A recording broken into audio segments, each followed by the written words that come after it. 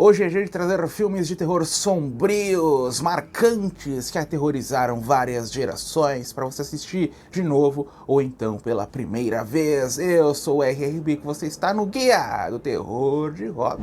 Cemitério Maldito inicia com um dos filmes mais sombrios da década de 80, baseado na obra do Stephen King, direção da Mary Lambert. É a história de Louis Creed, que se muda para essa cidadezinha para atuar como médico. Ele quer calmaria, só que ao lado de sua nova casa tem uma estrada. Nessa estrada, o gato da família é atropelado. É aí que ele escuta a história do cemitério de animais. Atrás do cemitério de animais tem um cemitério indígena, que se você enterra qualquer coisa ali, ela volta à vida, só que volta à vida de uma forma diferente. Ele faz exatamente isso com um gatinho. Não satisfeito, depois de ver que o bicho voltou diferente, voltou aí, que nem como se tivesse saído do inferno, ele também vai enterrar alguém muito amado, né? Que eu não vou entrar em detalhes, mas todo mundo já sabe, todo mundo já assistiu. O Stephen King fala que quando ele escreveu o livro, quando ele terminou, ele trancou a obra dentro de uma escrivaninha com medo do que ele acabara de produzir, e é de fato o livro mais aterrorizante que eu li. O filme honra esse aspecto, teve sequência, que eu não curti a sequência, com Edward Furlong. Esse aqui tem aquela famosa cena do calcanhar com o Fred Gwyneth, que saiu lá de Os Monstros para fazer o velhinho em Cemitério Maldito. Aquela cena é super desconfortável. Quando eu vou assistir, eu pretendo, eu quero assistir Cemitério Maldito, eu paro porque eu me lembro dessa cena. Eu não quero ver aquilo nunca mais na vida. Então, filmaço. Tem até participação especial do Stephen King como uma espécie de padre, reverendo. É um filme aí que não vai sair da sua cabeça, para dizer o mínimo. Tome cuidado. E tem também a irmã da mulher do Louis Creed, que aterrorizou, essa sim, várias e várias gerações, com sua magreza, sua doença. Stephen King's all-time best-selling tale of horror. Pet Sematary. Vestida para Matar, vamos talvez na maior obra-prima do suspense de Brian De Palma. É a história de assassinatos que começam a acontecer com as clientes de um psicólogo, né, interpretado por Michael Caine, e nós vamos tentar, nós vamos entrar nessa investigação. A gente não entende muito bem o que está acontecendo, por que estão matando essas pessoas, essas moças. A cena do elevador, super violenta. Nancy Allen, parte do elenco, a nossa Miss Robocop, já fez Robocop também, muita gente se esquece. Ela também fez esses suspenses do Brian De Palma. Esse e também pelo menos Um Tiro na Noite com John Travolta. O final, uma reviravolta daquelas. Ele bebe muito na estrutura de Psicose, desde a surpresa final até a abertura, que nós somos introduzidos a uma personagem, nós achamos que ela vai ser a protagonista, e aí vem a cena do elevador, lindíssimo visualmente, principalmente nessa abertura meio onírica. É a Angie Dickinson, tinha me esquecido o nome dela, essa a gente acha que a Angie Dickinson, lindíssima, vai ser a protagonista, e coitada, acaba falecendo no elevador. Não é nem um spoiler, isso acontece com 20 minutos. Então assista Vestida para Matar, é mais um suspense, é verdade, do que um terror, mas obra-prima com toda certeza.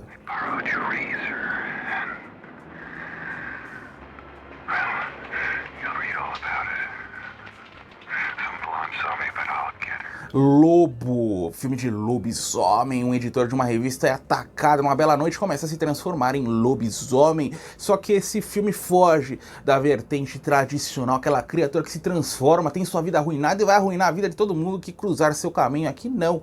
Um homem de meia idade, né, um sujeito de meia idade, inicia uma jornada homicida, mas também ele vê o valor positivo, porque ele começa a ter um vigor mais alto em suas relações, ficar mais bonitão. O sujeito é interpretado por Jack Nicholson. Tem o James Spader no elenco, tem a Michelle Pfeiffer e a direção do Mike Nichols, que fez A Primeira Noite de um Homem, lá nos anos 60, seu melhor filme. E aqui ele não nos decepciona ao tratar com esse tema lobisomens, e é um grande filme, muito esquecido hoje em dia. Foi feito para ser um blockbuster, foi um blockbuster no seu lançamento, mas hoje em dia a gente fala sobre todos os filmes do Jack Nicholson e ninguém fala sobre o Lobo, fala sobre todos os filmes sobre lobisomens e ninguém lembra de Lobo.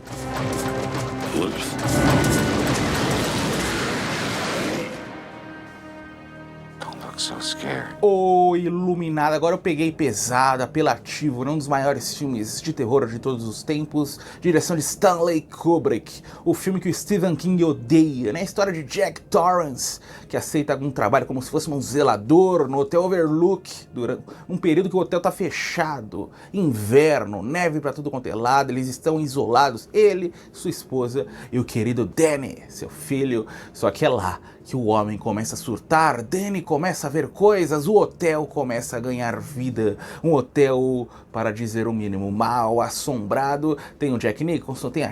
Aliás, eu fiz uma dobradinha do Jack Nicholson e agora que eu tô percebendo.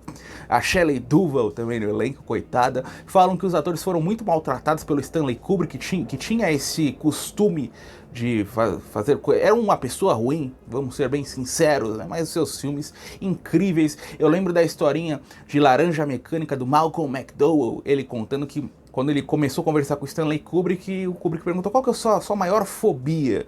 E o Malcolm McDowell respondeu, cobras. Quando ele entra no set, o Stanley Kubrick fala, ó, seu novo animal de estimação do seu personagem é uma cobra, você vai ter que interagir com ela. Precisa ser uma pessoa muito ruim para fazer isso.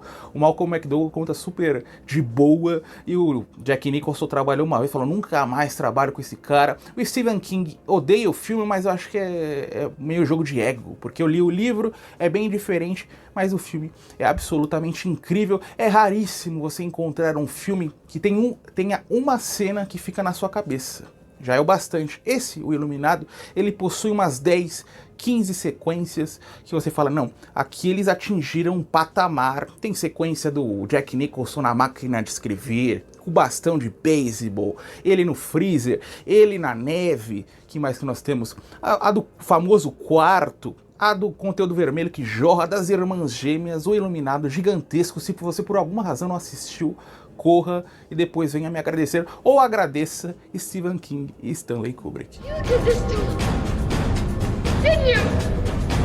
I'm not gonna hurt you.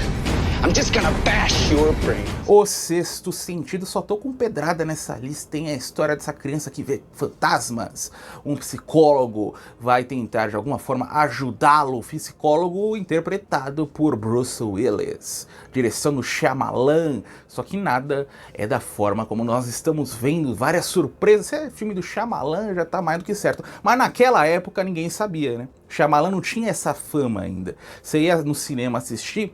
Essa foi uma época que eu tinha o quê? 7 anos, 99. Ele deve ter saído no Brasil em 2000, então eu não tinha nem idade para assistir. Eu fui assistir vários anos depois. E mesmo assim me surpreendi. Mas coloque aí nos comentários quem teve o prazer de pegar no cinema sem saber de nada e sair completamente chocado. Eu imagino a sessão, como que foi essa sessão de cinema, o pessoal descobrindo aquilo. E o Bruce Willis, né, o senhor duro de matar, John McClane. Fez também terror, fez também suspense, fez comédia, fez drama. O homem fazia de tudo, mas pra mim, ele sempre vai ser o John McClane. Duro de Matar também, fica uma recomendação extra, hein? Eu sei que o canal é de terror, mas assistam Duro de Matar. What if they don't want help? I don't think that's the way it works. How do you know for sure? O Mistério de Candyman, um dos meus filmes favoritos da vida, a história dessa estudante jovem, meio que de jornalismo, tá fazendo uma tese sobre lendas urbanas e ela quer descobrir mais sobre a lenda de Candyman, uma entidade sobrenatural que você não pode falar 5 vezes o nome Candyman em frente aos espelhos, senão essa entidade sai de lá e te atribui um destino cruel. Ela vai até o bairro pobre de Cabrini Green para investigar toda essa situação, e é nesse bairro que ela tem sua vida completamente arruinada. É tudo que você precisa saber para ir assistir Candyman. Direção de Bernard Rose, trilha sonora fabulosa, talvez é a melhor trilha sonora da história do terror, ou chega no top 5 do Philip Glass. Cada composição ali te coloca na história, te traz o terror. Ou você entra na história ou ele te apresenta o terror dentro do seu quarto, da sua sala. Virginia Madsen na atuação de sua vida e Tony Todd, maior herói negro do terror. A gente pode caracterizar Candyman como um herói também, porque ele tem uma historinha de origem bem pesada que justifica o que ele vai fazer depois, baseado em um conto do Clive Barker. Foi um conto meio adaptado. Se eu não estou enganado, falavam que o conto seria em Londres, eles adaptaram para um padrão estadunidense, mas funcionou, se tornou uma obra-prima.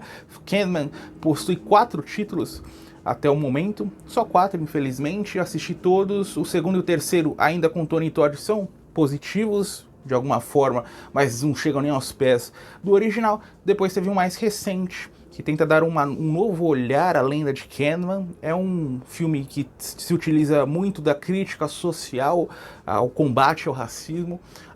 Eu acabei me divertindo também, embora o final me deixou um pouquinho insatisfeito.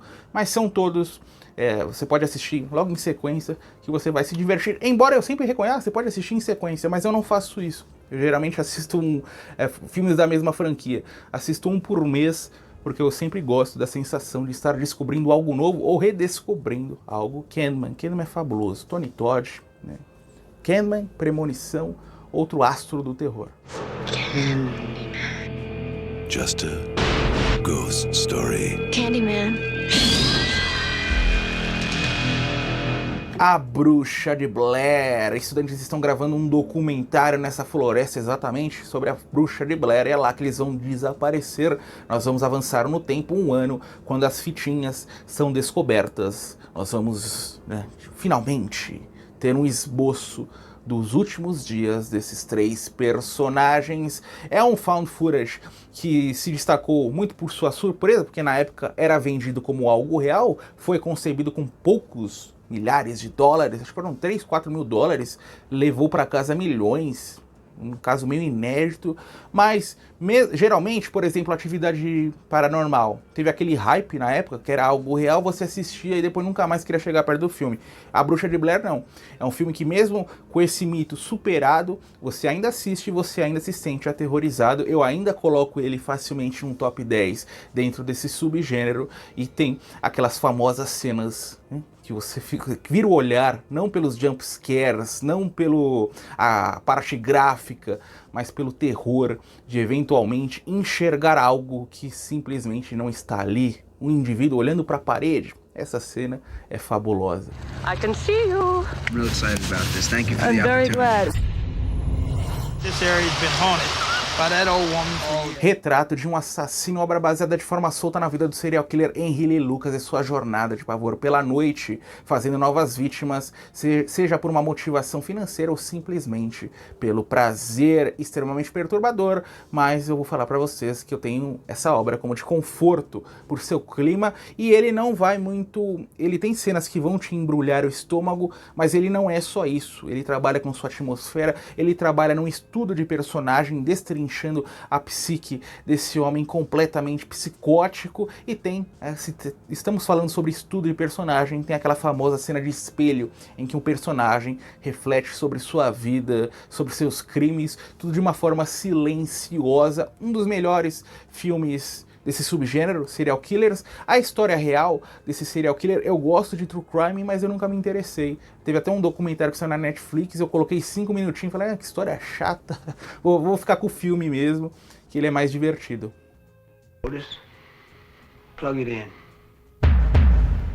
Possessão, do Zulawski, a obra-prima desse cineasta polonês. É a história de um casal que está se divorciando. Você fala, é filme de drama, só vai ficar nisso, ele só fica nisso, mas as cenas, como acontece esse divórcio, como cada personagem lida com a falta do outro, eu não consigo nem explicar em palavras. Você fica completamente horrorizado em um sentido positivo com as cenas de ação, com as cenas de terror, com a maestria que eles construíram cada segmento, seja a Jani no metrô, ela pirando nas ruas, soltando conteúdo vermelho pela boca. Tem a presença do Sam Neill como parte do elenco, como protagonista, ao lado da Djani, a maior atuação da carreira dessa atriz.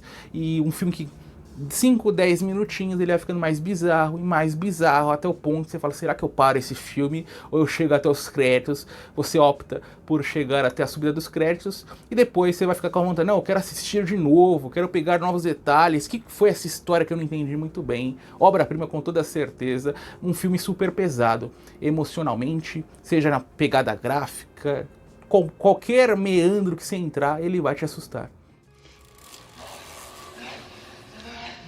O Mensageiro do Diabo. Vamos voltar aos anos 50, a história de um pastor fake que rouba e mata viúvas. Nós vamos nos concentrar nessa nova família, com as crianças pequenas que resolvem fugir, buscar vingança, de alguma forma sobreviver àquele encontro mortal. Robert Mitchum como protagonista, Shelley Winters, direção de Charles Lawton. Eu caracterizei esse filme como um terror Disney, tem toda aquela roupagem leve e um lado sombrio por trás, riquíssimo em seu imaginário visual, obra-prima e uma das maiores atuações de Robert Mitchum.